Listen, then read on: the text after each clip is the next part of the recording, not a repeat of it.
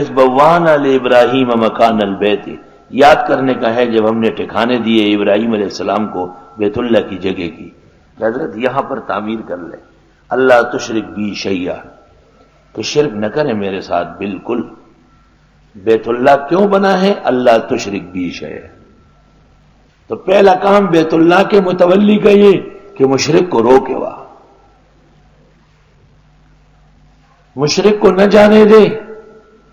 چنانچہ ائمہ کا اتفاق ہے کہ کافر وہاں داخل نہیں ہو سکتا، کفار سب مشرکین ہیں۔ وطہر بیتیا، اور یہ کہ پاک کر دے میرا گھر، بیت اللہ میرا گھر ہے، اس کو پاک رکھے۔ گھر دو طریقے سے پاک ہوتا ہے، ایک ظاہری جس میں خس و خاشاک اور مٹی نہ ہو، اور دوسرا باطنی جس میں شرک اور بدعت نہ ہو۔ تو چونکہ پہلے لفظ آئے ہیں اللہ تشرک بی شیئا، تو یہ قرینہ ہے کہ اس طہارت سے مراد طہارت باطنی ہے، اعتقادی ہے، بوجہ مضمون سابق کے اللہ تشرک بی شیئا۔ تو عجیب مسجد ہے، اس میں لکھا ہوا ہے یا رسول اللہ،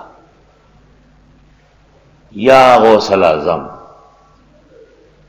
مبتدئین کی مساجد حقیقت میں مساجد کے حکم میں نہیں ہے، کیونکہ وہ لت پت اور خلط ملت ہے۔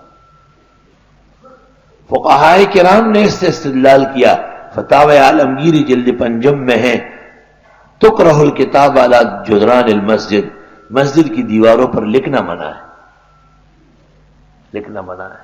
یہاں بہت لوگ فانوس لائے، بڑی بڑی چیزیں لائے، میں نے کہا یہاں کیسے ہو سکتا ہے؟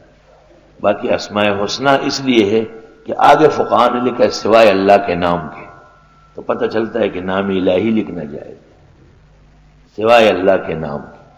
مسجد میں تو صرف اللہ کا نام لیا جاتا ہے، اس لیے مسجد میں نعرے بھی نہیں لگنا چاہیے زندہ باد و مردہ باد، یہ کوئی سیاسی اکھاڑا تھوڑا ہی۔ پنجاب کے خطیبوں میں یہی ہے کہ وہ مسجد اور حال ایک سمجھتے ہیں، جوش میں آ کر کے زندہ باد، زندہ باد، جوش میں آ کے اللہ اکبر، بس۔ وطہر بیتیا، اور پاک کر دے میرا گھر، بیت اللہ شریف کو پاک رکھے، للطوائفین، طواف کرنے والوں کے لیے، والقائمین، قیام کرنے والوں کے لیے، والرکع سجود، رکوع سجود، نماز پڑھنے والوں کے لیے۔ اس سے پتہ چلا کہ بڑی عبادت وہاں طواف ہے، اس کے بعد نماز کے قیام ہے، اور پھر اور نماز ہے۔ وَأَذِّنْ فِي النَّاسِ، اور اعلان کرے لوگوں میں، بالحج، حج کا۔ ابراہیم علیہ السلام نے جب کعبے کی تعمیر مکمل فرمائی تو رب العزت نے کہا کہ آپ اعلان کر دیں، یا تو کا، کہ آئے لوگ آپ کے پاس۔ تو ابراہیم علیہ السلام نے کہا مولا کریم یہاں کون ہے؟ چاروں طرف پہاڑ، میرے علاوہ تو کوئی مخلوق ہے ہی نہیں، اور میں اعلان کر دوں۔ آپ اعلان کر لے تو دو قول ہے، ایک قول یہ ہے کہ آپ کعبے کی دیوار پہ چڑھ گئے، اور دوسرا قول یہ ہے کہ نہیں، جبل ابی قبیس جو سامنے ہے، حجر اسود کے سیدھ میں جو پہاڑ ہے پیچھے، یہ جبل ابی قبیس ہے، اس جبل ابی قبیس پہ آپ کھڑے ہو گئے، اور آپ نے مؤذن کی طرح باقاعدہ انگلیاں کان میں ٹھونسی اور کہا یا ایھا الناس، اے لوگو، ان ربکم بنا بیتا فحجوا، تمہارے رب نے گھر بنا دیا، آؤ زیارت کرنے۔ فسمعوا من کان فی الاصلاب والارحام ومن کان فی عالم الارواح، جو ماں کے پیٹ میں باپ کی پیٹھ میں مادہ تھا اور جو روح ابھی عالم ارواح سے چلی گئی تھی، وہ سب سننے لگی، سب سننے لگی، اور وہ آواز لبیک، جس نے ایک دفعہ کہا لبیک، ایک دفعہ حج، جس نے 2 دفعہ کہا لبیک لبیک، 2 حج۔ امام ابو حنیفہ کی روح بھی امام اعظم ہے، اس نے 55 مرتبہ آواز دی تھی، اس لیے امام ابو حنیفہ نے 55 حج کیے۔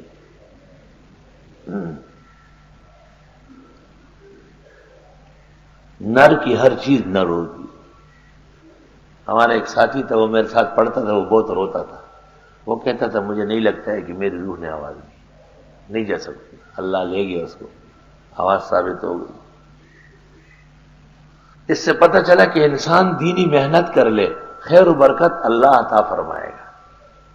ہم یہاں بیٹھ کے ترجمہ پڑھاتے ہیں اور نیل کے ساحل سے لے کر تا بخار کے کاشغر کائنات کے چپے چپے سے لوگ آ رہے ہیں۔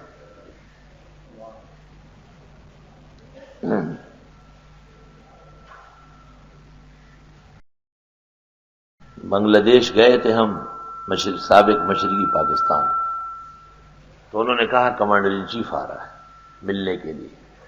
تھوڑی دیر بعد آئے، سفید داڑھی تھی، سر پہ ٹوپی تھی، تسبیح ہاتھ میں، ململ کا کرتا، شلوار لٹے کی پہنا ہوا، آگے گلے ملا اور بیٹھ گیا، بات چیت شروع ہوئی۔ کچھ دیر گزری، میں نے کہا کمانڈر ان چیف کب آئے؟ تو وہ ہنس پڑا، کہا حضرت میں تو حاضر ہو چکا ہوں۔ میں نے کہا اچھا۔ کہنے لگے کہ امریکہ کی کسی ایسی ریاست میں تعینات تھا بنگال کی طرف سے کہ جہاں عام طور پر مسلمان نہیں ہوتے، وہاں ایک گاڑی آ کے رکی اور وہ شخص کچھ خریدنے گیا اور وہاں کیسٹ چل رہا تھا۔ کہا مجھے مزہ آیا، آ کے میں وہاں بیٹھ گیا، سننے لگا۔ میں نے پوچھا تو اس نے کہا پاکستان کراچی گلشن میں ایک مولانا ہے، وہ دورہ تفسیر پڑھاتے ہیں، دورہ تفسیر کا کیسٹ ہے۔ کہا اس نے مہربانی کی، مجھے 10 مہیا کیے اور پھر میں نے پاکستان سے پورا سیٹ منگوایا۔